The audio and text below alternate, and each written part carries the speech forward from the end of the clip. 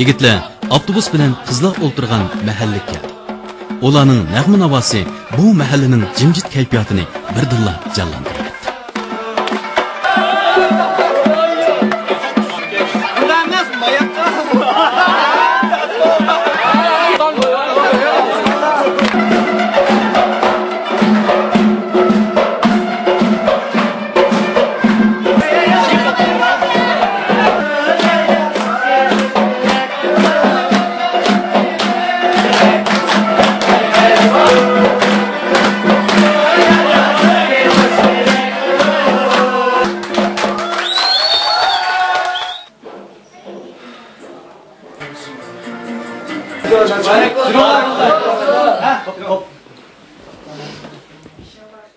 Bu ishimizning kiyimning asosiy loyihasini o'zim tuzgan.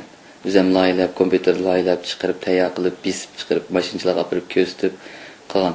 Endi o'g'illarning kiyimiga endi hozirgacha qarab baqsaq, o'g'illarda ta'zircha emas, kostyumlik kiydi ekan, endi odatdagidek hech qanday bir alaylik yo'q o'g'illarning kiyimida. Ton kiyimi deb o'yladim. Ton bilan masalan, g'arb ellari shularningki murosim kiyimini qanday eng yaxshi usulda birlashtirildi degan o'ylandim. Masalan, kostyumlik deymiz, shuning shaklini olgan albatta. Mumkin uningga milliy naqshlarni chiqarib, milliy uslubdagi naqshlarni chiqarib, uzunligini tonda qilib, ichki kanvoy elish, mumkin balvoq taqash orqali hozirgi masalan men kiygan kiyimdek bir xil o'ziga xoslik ega bo'lgan bir to'y kiyimi puti deb esa o'yladim o'zim. Bu qizning kiyimi kiygan chog'da bizning bu jihatdan o'ylaganimiz bor. Uyg'urlar degan atlas kiydi, biz burundan tatib to'y qanda yog'liq otimiz.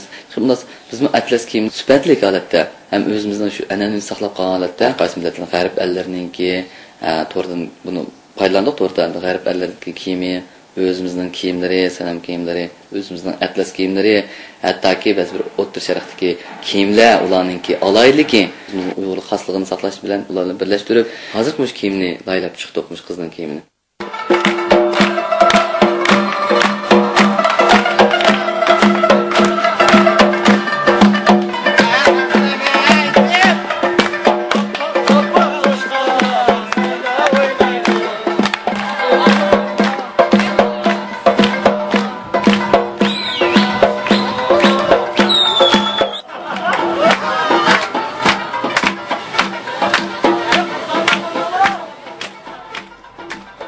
Avtobus yoshlarning qiqas cho'qonlari bilan to'y ma'rikasi bo'layotgan olmiliq baqqa qarab yo'l oldi.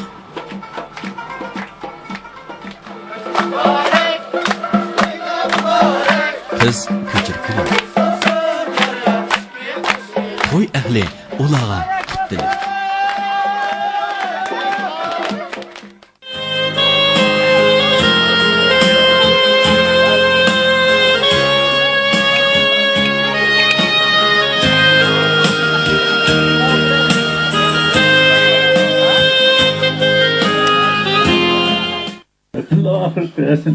مخنا عذاب النار يا الله.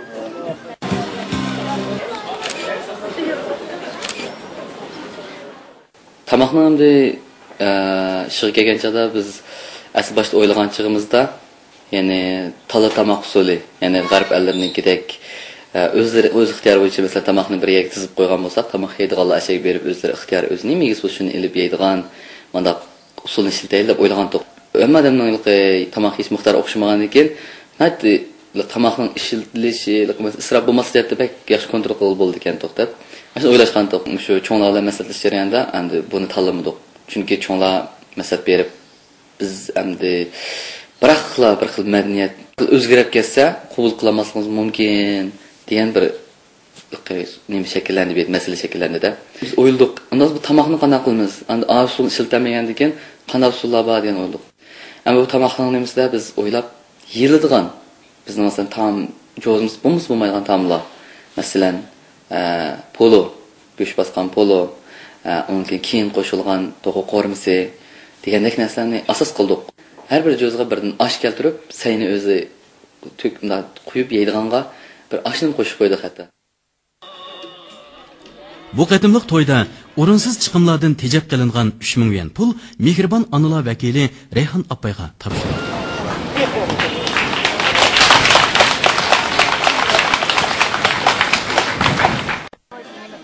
Mirg'iyas bilan Osiya to'y chiqimini o'zlari ustiga olgandan sirt, yana ota-onalarining o'zlariga singdirgan ajriga rahmat aytish yusidan gazochaq, kir olg'u, saqal og'ish qatorliq narsalarni ularga taqdim qildi. Bu xo'shallig'imizga texnik xo'shallik qo'shayli deb ota-onamizga kichik sovg'alarni tayyorladik.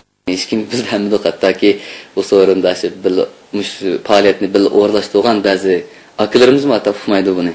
Ularni maxfiy tutdik, chunki buni biz ularni biraqla hayron qoldiraylik deb o'ylagankin, shu qizlanishimizni bilamiz hamda buni. Aslida ota-onalarimiz va hayron qoldi, hatto o'zimiz ham qo'shib ketdik o'chaqlarda.